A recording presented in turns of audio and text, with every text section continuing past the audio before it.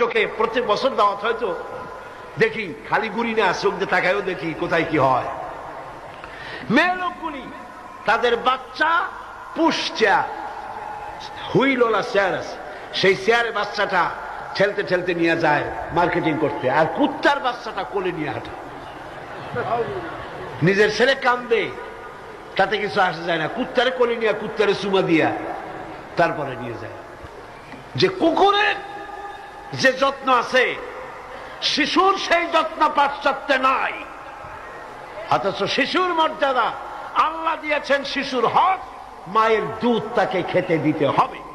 এ দায়িত্ব দিয়েছে আল্লাহ পাক, এক হক আদায় করার জন্য মাকে দায়িত্ব দিয়েছে। আমার মা বোনেরা, আপনারা আপনাদের মহলে কথা শুনান, সর্বত্র পৌঁছান, কোন মা যেন তার সন্তানকে নিজের দুধ থেকে যেন বঞ্চিত না করে। সন্তান রোগ থেকে বাঁচবে, মায়ের প্রতি মহব্বত